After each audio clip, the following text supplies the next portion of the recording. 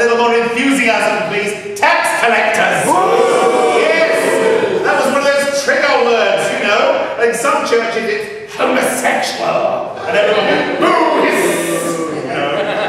At the time that Jesus wrote this, it was probably tax collectors. Come on.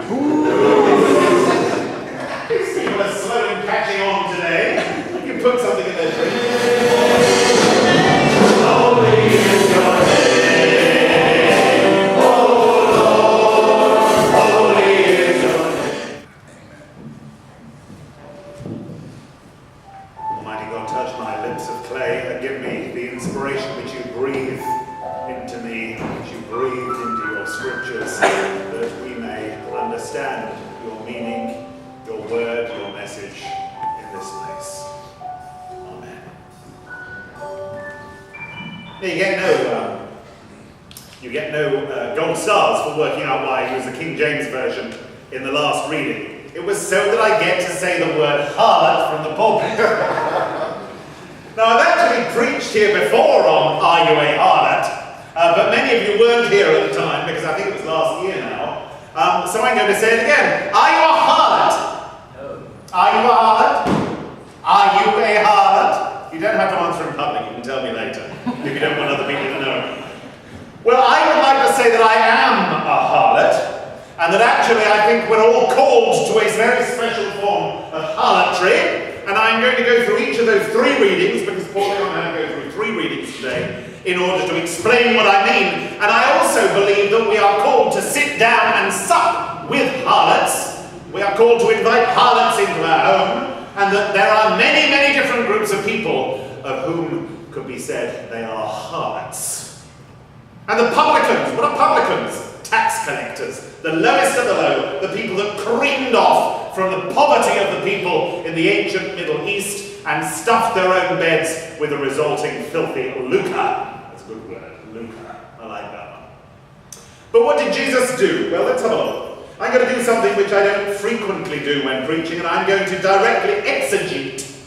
Now, exegesis is not something you do in the privacy of your own home. Exegesis is drawing the meaning out of Scripture. So let's look at the Luke passage. Jesus calls Levi and see exactly who Jesus called, what Jesus said, and why he said it.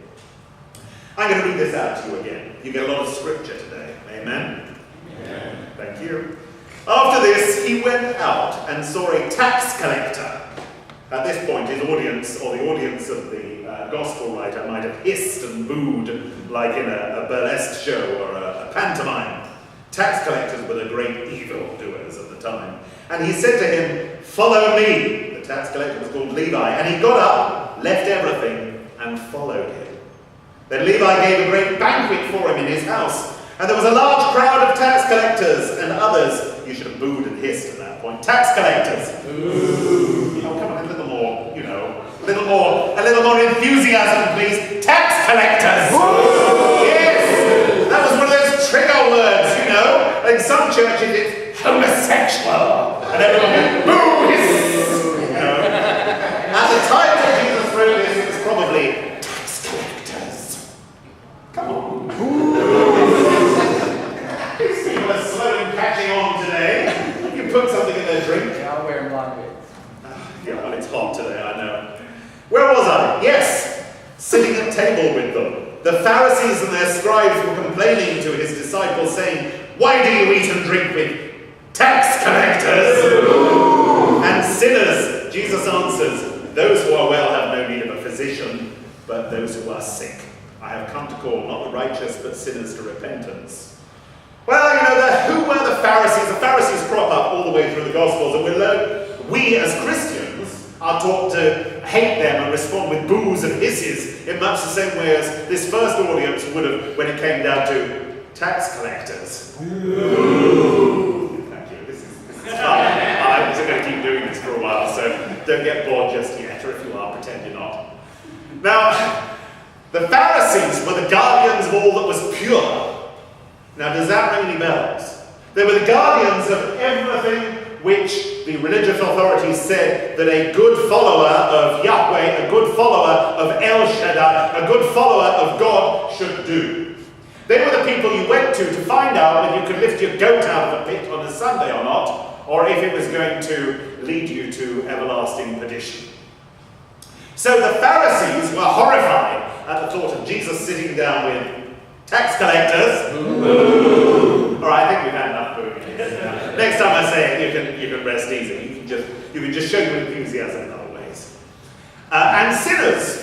But Jesus not only sat down with them, he actively called to Levi, and he said, "Follow me." And what did Levi do? Levi did something which in the Bible, in the Gospels, we are shown is a type and example of good stewardship, of good discipleship. He left everything and he followed him.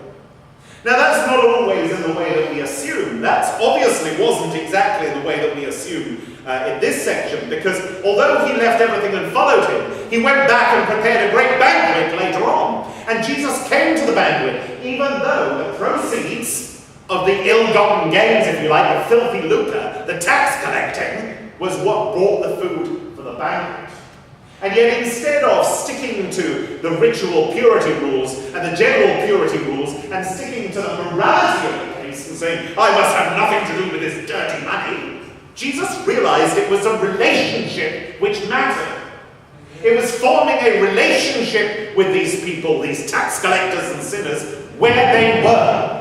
Not sitting in the temple in Jerusalem and demanding that they come to him, but going out into the dirty world and eating their dirty food, which had been bought with dirty money, and celebrating with them and forming a relationship and showing them love and showing them compassion.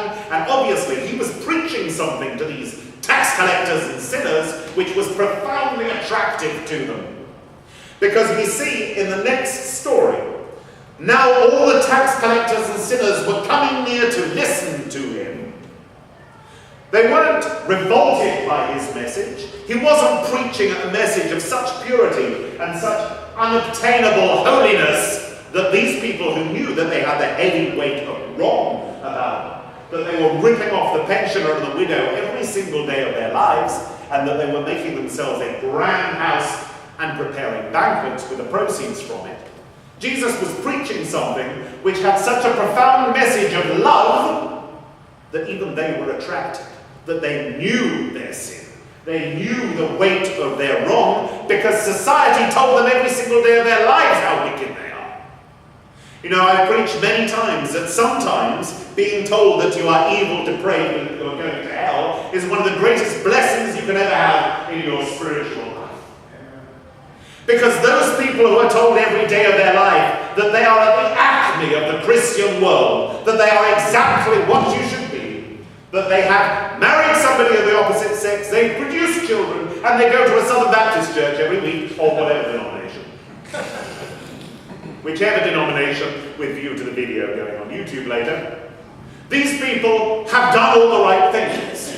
So for them it is frequently a much harder thing to actually come to that point in their relationship with God where they are able to show absolute humility and say, "I am wrong," in almost